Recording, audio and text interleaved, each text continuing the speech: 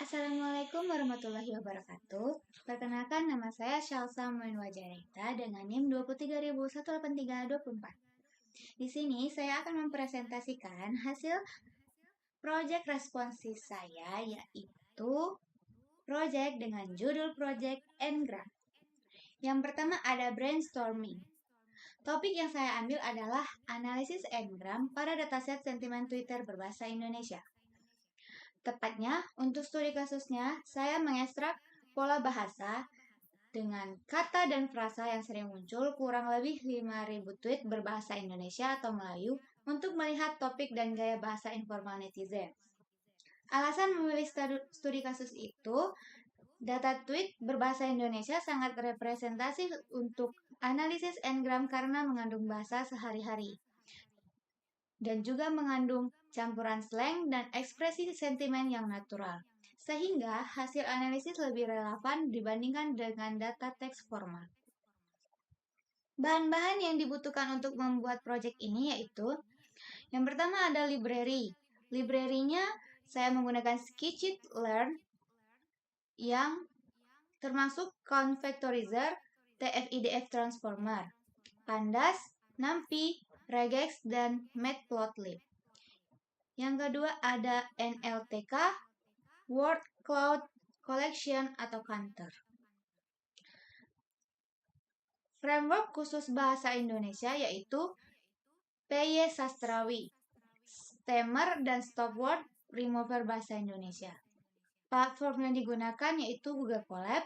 Sumber data diunduh dari langsung via widget repository GitHub. Data yang digunakan, judul datasetnya yaitu Indonesian Sentiment Twitter Dataset Label. Link sumbernya saya ambil dari GitHub. Apakah proyek ini sudah pernah dibuat oleh seseorang sebelumnya? Belum. Karena saya mengambil kode dari praktikum PBA pertemuan ke-6 tentang Ngram. Jadi, kode dasar proyek ini bersumber dari materi praktikum, kemudian dikembangkan sendiri dengan menerapkan Ngram ke seluruh korpus nyata. Namun, bukan hanya satu kalimat contoh. Nantinya, ditambahkan fitur baru, yaitu analisis frekuensi dengan top 20 tiap Ngram. Word cloud, perbandingan statistik antar Ngram, pencarian tweet terpopuler, dan TF-IDF. Sehingga meskipun studi kasusnya data tweet sentimen ini berbeda, namun fondasi kodenya tetap mengacu pada kode program praktikum. Selanjutnya ada flowchart program. Flowchart programnya ini adalah alur proyeknya berjalan. Bagaimana alur proyeknya berjalan? Yang pertama itu dimulai. Setelah kita start, dia akan menginstal dan mengimport library, yaitu sklearn, Pandas, Sastrawi, dan Wordcloud, lalu NLTK. Selanjutnya akan mengeksekusi eksplorasi data awal, yaitu jumlah baris atau kolom, distribusi label, sentimen. Selanjutnya ada pre-processing text, lowercase, hapus URL, hapus mention, hapus hashtag, hapus emoji atau non-ASCII, hapus angka, hapus tanda baca, stop word removal, dan stemming. Selanjutnya ada definisi fungsi Ngram dengan generate Ngram, uni, b, trigram. Terapkan Ngram ke seluruh korpus. Hitung frekuensi unigram, bigram, trigram. Lalu, ada top 20 jenis dan visualisasi bar chart. Fitur tambahannya adalah word cloud, uni, b, trigram. Perbandingan token unik antar Ngram dan tweet paling sering muncul, dan terakhir TF-IDF pada unigram. Yang terakhir ada analisis dan kesimpulan hasil dari Ngram tersebut. Lalu programnya selesai. Insight yang didapatkan setelah mengerjakan proyek responsi ini, saya jadi tahu bahwa di Twitter Indonesia sangat menggunakan bahasa informal dan bercampur antara bahasa Indonesia, Melayu, dan slang. Sehingga preprocessing terutama pada stop word tambahan khas Twitter seperti RT, YG atau yang, BGT banget gitu. Sangat berpengaruh terhadap kualitas hasil n-gramnya. Unigramnya efektif untuk melihat topik umum yang dibicarakan, namun kurang menangkap konteks bigram dan trigram. Bigram dan trigramnya lebih baik dalam menangkap pola ekspresi sentimen dan frasa utuh. Semakin tinggi nilai N dari unigram ke trigram, maka jumlah token unik dan frekuensi kemunculan semakin menurun. Namun, kekayaan konteks yang ditangkap semakin tinggi. Ini menunjukkan trade-off antar n-gram sederhana dan kompleks. Lalu, proses stemming dengan sastrawi penting untuk menyatukan variasi bentuk kata, misalnya kata berhimbuhan, sehingga frekuensi n-gramnya menjadi lebih representatif dan tidak terpecah oleh variasi morfologi. Yang terakhir itu TF-IDF-nya membantu menemukan kata khas atau penting pada suatu tweet, berbeda dengan frekuensi mentah yang hanya menunjukkan kata umum. Lalu kita lanjut saja ke demo programnya.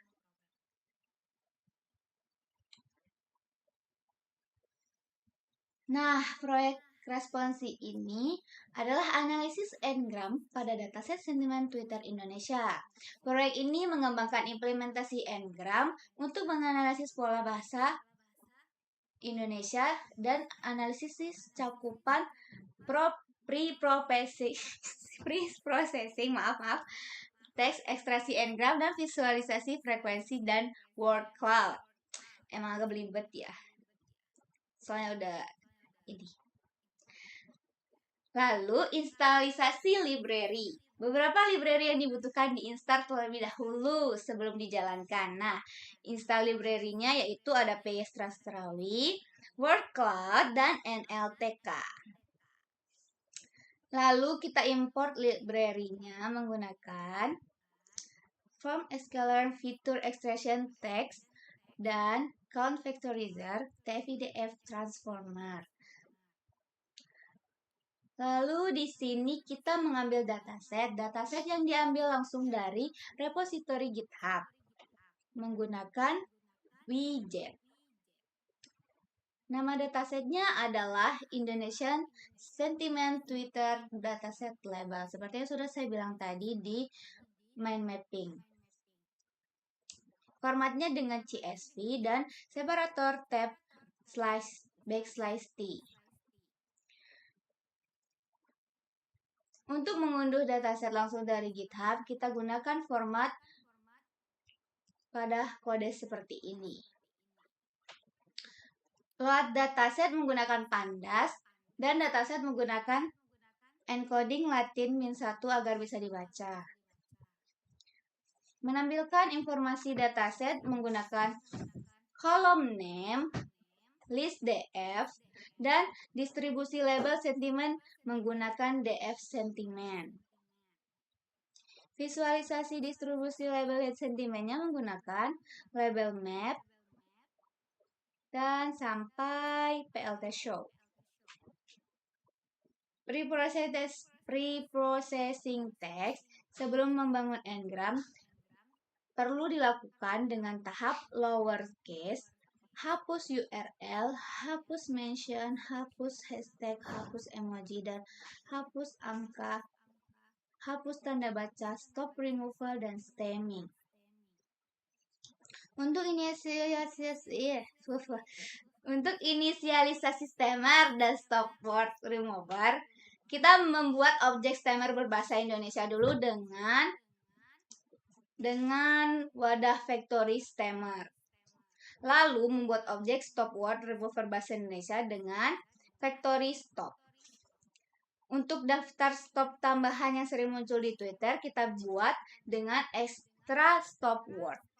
Yang RT, YG aja deh, yang seperti aku bilang di mind mapping tadi. Fungsi preprocessingnya lengkap dengan fungsi preprocess text. Lalu, untuk inisialisasi preprocessing lower text, text lower, hapus URL resub, hapus mention, resub r, bla bla bla, dan sampai stemming.stem text. Jalankan preprocessing pada seluruh dataset, yaitu dengan print len df apply preprocessing dan manggil preprocess tag, fungsi preprocess tag yang di atas. Hapus baris yang kosong setelah preprocessing text menggunakan reset index. Mengambilkan perbandingan teks sebelum sesudah preprocessing, langsung print saja menggunakan looping for, seperti pada hasil di bawah ini. N-gramnya mempertahankan seluruh korpus data nyata. Definisinya difungsikan untuk menghitung n-gram. Generate n-gramnya dengan parameter teks dan n. Lalu melakukan looping for i in range len tokens. Inisialisasi teks 1, saya masukkan data pada baris ketiga di dataset dengan isi kita lanjutkan saja bla bla bla bla. Unigramnya saya bikin n sama dengan 1, diinisialisasi dengan generate n-gram dan dalam wadah unigram. Lalu dipanggil di print unigram. Menggunakan convectorizer dari scikit-learn untuk n-gram. Dengan vectorizer bgram, panggil fungsi convectorizer, lalu print vectorizer bgram. Generate bgram dengan n sama dengan 2. Bigram emang n-nya sama dengan 2 ya. Kalau unigram emang 1. Kalau trigram 3.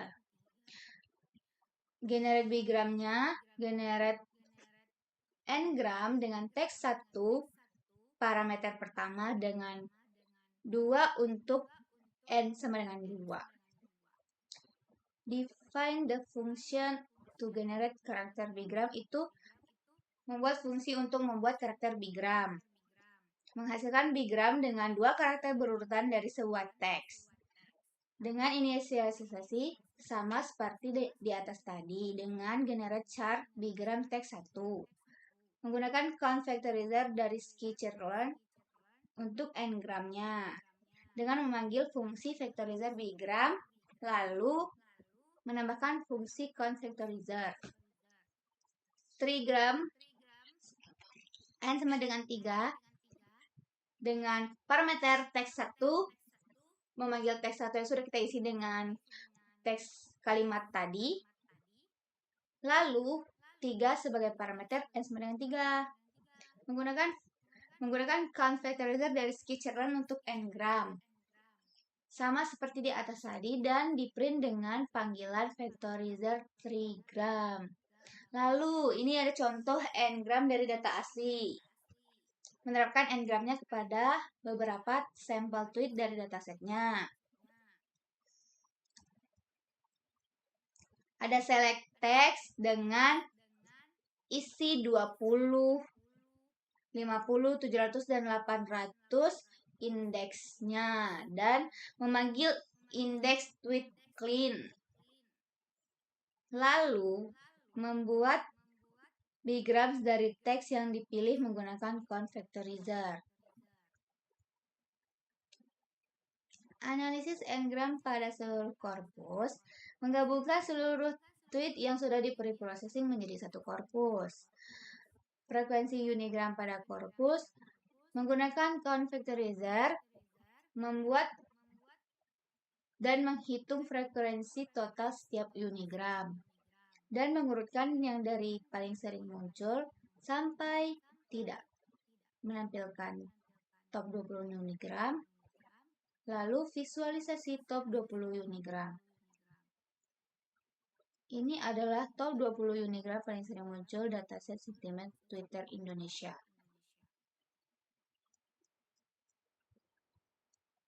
Untuk frekuensi bigram pada korpus, menghitung pasangan dua kata yang sering muncul berdampingan dalam korpus, menggunakan count factorizer, dan menghitung frekuensi setiap bigram, mengurutkan dari yang paling sering muncul, lalu menampilkan top 20 bigram. Ini tampilan top 20 bigram yang paling muncul di dataset sentimen Twitter Indonesia. Lalu frekuensi trigramnya menghitung rangkaian 3 kata sama seperti unigram dan bigram. Lalu visualisasi top 20 trigramnya, dan ini tampilan top 20 trigram paling sering muncul di dataset sentimen Twitter Indonesia.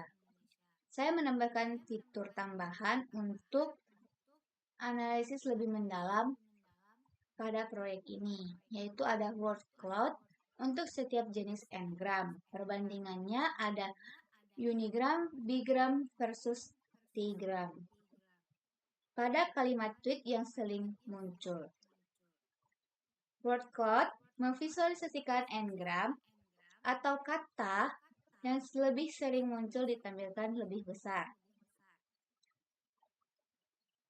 Lalu ini adalah tampilan word cloud unigram, bigram, dan trigram. Biru itu untuk unigram, orange untuk bigram, dan hijau untuk trigram. Perbandingan jumlah token membandingkan kekayaan kosakata dari masing-masing jenis n-gram dengan jumlah unigram paling banyak, yaitu sebanyak 6,778. Yang kedua ada bigram sebanyak 6,434. Lalu ada yang terakhir ada trigram sebanyak 4,220. Untuk frekuensi token teratas per jenis n-gramnya ada Katana dengan 708 dan Batik Nasional ada 53 dan Selamat Batik Nation ada 34.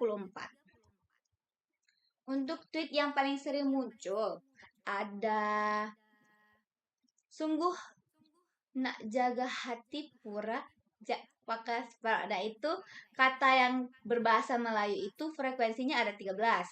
Itu adalah ranking pertama. Untuk TF-IDF pada n-gramnya menggunakan TF-IDF transformer untuk menghitung bobot TF-IDF dari unigram dan memberikan nilai lebih tinggi pada kata yang khas dalam dokumen tertentu.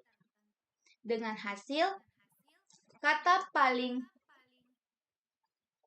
tinggi frekuensinya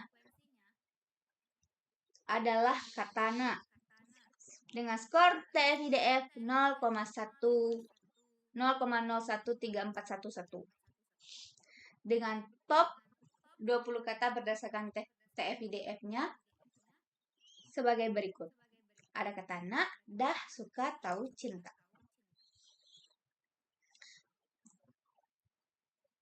Selanjutnya, setelah melakukan semua langkah-langkah n-gram di atas, yang pertama dapat dianalisis adalah temuan dari unigramnya. Unigramnya menunjukkan kata-kata yang paling dominan digunakan dalam tweet dengan frekuensi tinggi, umumnya mencerminkan topik pembicaraan sehari-hari penggunaan Twitter berbahasa Indonesia seperti ekspresi perasaan, topik kehidupan sosial, dan hubungan personal. Ini juga mencerminkan gaya bahasa informal khas yang menggambarkan media sosial banget. Lalu ada temuan dari Bigram, memberikan gambaran konteks yang lebih kaya. Pasangan kata yang sering muncul menunjukkan pola ekspresi khas bahasa Indonesia yang informal, seperti ungkapan perasaan yang terdiri dari dua kata. Bigram membantu membedakan makna yang tidak bisa diungkapkan unigram saja. Lalu ada temuan trigram. Trigram menangkap frasa utuh yang lebih ekspresif walaupun frekuensinya lebih kecil dibandingkan unigram bigram. Trigram memberikan gambaran tentang kalimat-kalimat pendek seiring direpetisi dalam percakapan Twitter seperti ungkapan doa, motivasi, atau keluhan. Perbandingan antar trigram. Perbandingan antar n-gram. Unigram terbanyak dalam jumlah token unik. Frekuensi kemunculan juga dipegang oleh unigram dan kekayaan konteks dipegang oleh trigram. Kesimpulannya, bahasa yang digunakan sangat informal dan bercampur antara bahasa Indonesia, Melayu, dan slang media sosial. Unigram paling efektif untuk memahami topik umum, sedangkan bigram dan trigram lebih berguna untuk memahami pola ekspresi sentimen. Setelah pre-processing dengan sastrawi, pola n-gram menjadi lebih bersih dan representatif berdasarkan kata-kata bermakna. Yang terakhir, temuan ini dapat dimanfaatkan lebih lanjut untuk membangun model klasifikasi sentimen berdasarkan n-gram. Sekian presentasi dari saya. Kalau ada salah kata dan belibet, mohon maaf karena ya namanya juga manusia. Nah, saya akhiri.